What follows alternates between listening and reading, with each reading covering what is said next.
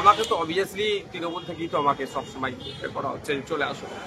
এখন নতুন একটা ট্রেন্ড শুরু করেছে, আপনার সিটটা বাঁচিয়ে রাখতে হবে, আপনি দিদির সাথে যোগাযোগ করুন। ভিত্তিহীন, অবাস্তব, আজগুবি কথা নওশাদকে প্রমাণ করতে হবে। আর যদি প্রমাণ করতে না পারে তাহলে বাংলার মানুষ এটা ধরে নেবে অধিকারী দালালি করছেন। উনি আসলে বিজেপির হয়ে বিজেপির বি টিম হিসেবে কাজ করছেন। ডাবলেরও বেশি টাকা শুভেন্দু অধিকারীর থেকে নিয়েছেন, তার জন্য বিজেপির দালালি করছেন নওশাদ। প্রথম কথা হচ্ছে, শাসক দল থেকে অফার করা হয়েছে, এটা নওশাদ সিদ্দিকীকে প্রমাণ করতে হবে। আমি শাসক দলের মুখপাত্র হিসেবে বলছি, এই ভিত্তিহীন, অবাস্তব, আজগুবি কথা নওশাদকে প্রমাণ করতে হবে।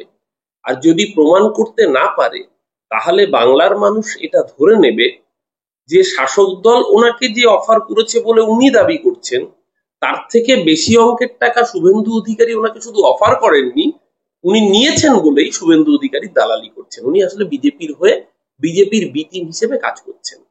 হয় উনি প্রমাণ করুন, নইলে উনি মিথ্যে কথা বলছেন।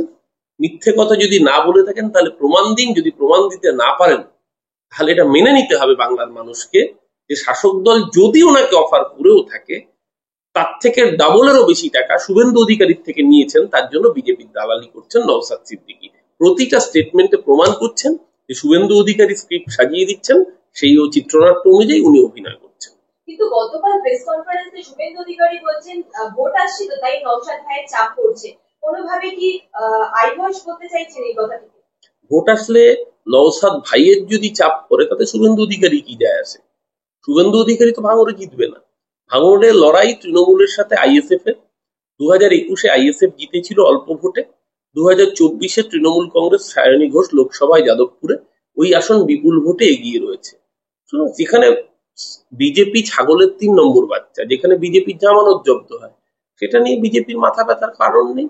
বিজেপির মাথা ব্যথার কারণ অন্য। ঠিক ওই যে কথা দিয়ে শুরু করলাম, যে নওশাদ সিদ্দিকী কি তাহলে শুভেন্দু অধিকারীর থেকে বেনিফিট পেয়েছে, যার জন্য ওর স্ক্রিপ্ট অনুযায়ী, চিত্রনাট্য অনুযায়ী নওশাদকে চলতে হচ্ছে? আজকে বাংলার মানুষ এই প্রশ্নগুলো করছে। গতকাল ব্যাংশাল কোর্টে শওকত মোল্লা এবং বং নিউজ লাইভের চিফ এডিটর দীপক ব্যাপারীর নামে মানহানির মামলা করলেন নওশাদ সিদ্দিকী, কি বলবেন? দেখুন, একটা চ্যানেল কর্তৃপক্ষের বিরুদ্ধে মামলা করেছেন। প্রথম কথা, কোন সংবাদ মাধ্যমের বিরুদ্ধেই, গণতন্ত্রের চতুর্থ স্তম্ভের বিরুদ্ধেই এই ধরনের আক্রমণ কাঙ্ক্ষিত নয়। সেটা যেই করুক না কেন, যেই সরকারে থাকুক না কেন, সকলের জন্যই প্রযোজ্য।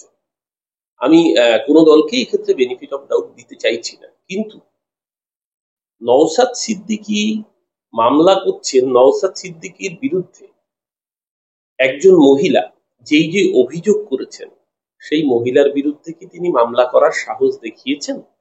সেই মহিলা প্রকাশ্যে এসে নওশাদ তার সাথে কি কি প্রতিশ্রুতি ভঙ্গ করেছেন, নওশাদ তার সাথে কি কি কর্মে লিপ্ত ছিলেন, সেই অভিযোগ যখন জনসমক্ষে একাধিকবার এনেছেন, যদি নওশাদ সত্যিকারের মেরুদণ্ড ওয়ালা যদি পুরুষ হতো, যদি শির দ্বারা শক্ত রাখা পুরুষ হতো, তাহলে তো নওশাদ সিদ্দিকী যদি ওই কাজ করে নাই থাকেন, তাহলে সেই মহিলার বিরুদ্ধে এতদিনে মামলা করতেন।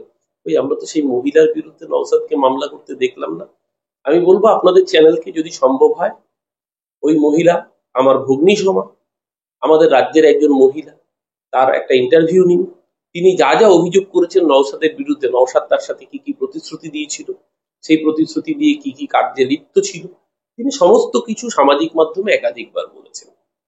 নওশাদের যদি মেরুদণ্ড থাকে, নওশাদের যদি হিম্মত থাকে, মানহানি যদি হয়ে থাকে, তাহলে নওশাদের তো তাতেও মানহানি হওয়ার কথা নাকি? সেখানে আর মান সম্মান বলে কিছু অবশিষ্ট নেই? এর উত্তর তো নওশাদ সিদ্দিকী ভালো দিতে পারবেন।